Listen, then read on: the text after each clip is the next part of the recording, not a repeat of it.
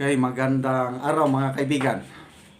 Bigyan ko kayo ngayon ng update tungkol sa impeachment complaints against kay VP Sara.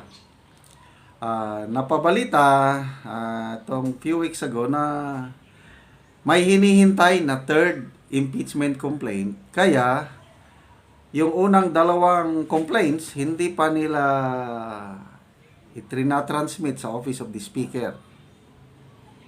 Ngayon, may breaking news na i-file na ang third impeachment complaint. Pakinggan natin ito ang breaking news ng UNTV. Mga nabalita, inihain na sa Kamara ang ikatlong impeachment complaint laban kay Vice President Sara Duterte ngayong araw. Binubuo ng 12 complainants ang grupo ng mga pari ng Simbahang Katolika. Gayon din ang mga abogado mula sa Union of People's Lawyer of Mindanao. Pagtataksil sa tiwala ng publiko, paglabag sa saligang batas, panunuhol, graft and corruption at iba pa ang grounds ng impeachment.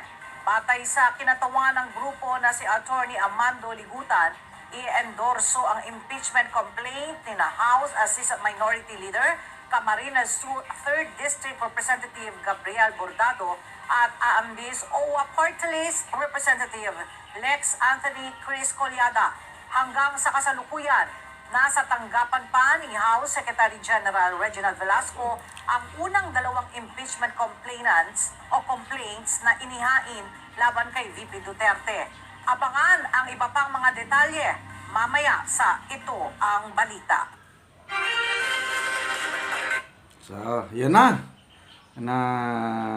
Dumating na ang matagal na hinihintay. So, pag-usapan natin, ano ang epekto nitong pangatlong impeachment complaint? Dagdag dagok ba? Pabigat sa political career o political future ni VP Sara? Makaka-apekto ba ito kay VP Sara sa tingin nyo? Or baliwala lang? Para sa akin, kahit dagdagan pa nila ng dagdagan, kahit 10, mas maganda pa nga kung mas marami ang impeachment complaint. Kasi sa dami ng grounds o basihan, mas mahirapan itong Committee on Justice sa matatagalan sila eh. Kasi isa-isahin nilang pag-aralan yung dami ng mga articles. 3 complaint na yan ha. Yung unang naisampa, yung in-endorse ng Akbayan, 24 articles of impeachment yun. 24 grounds.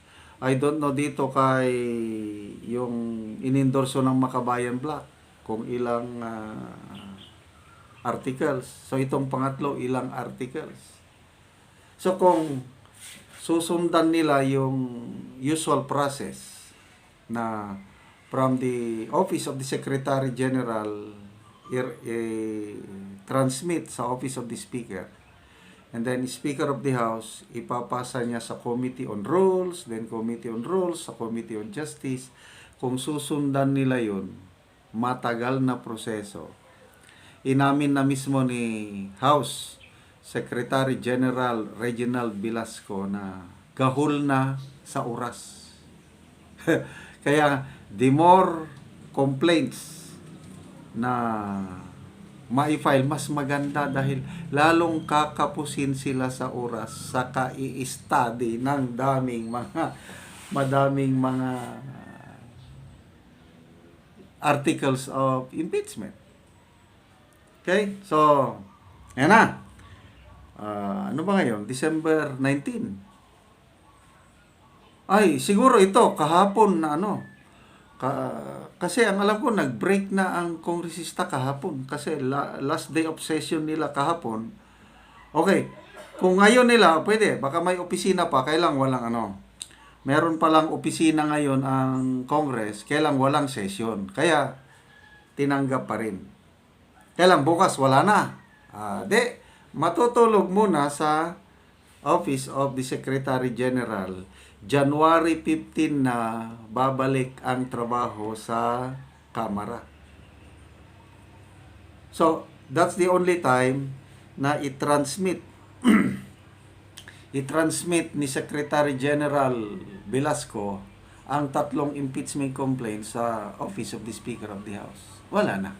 Gahol na, hindi na nila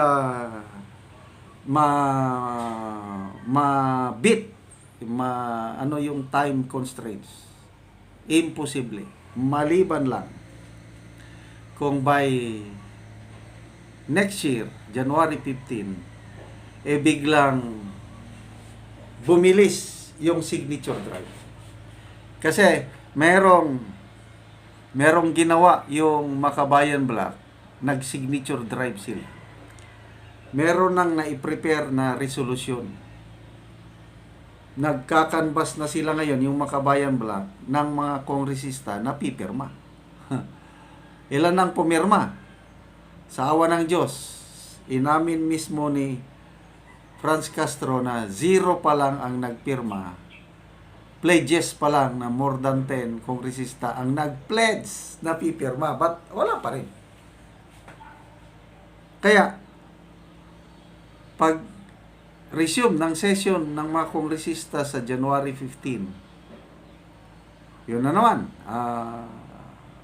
Papirma na naman.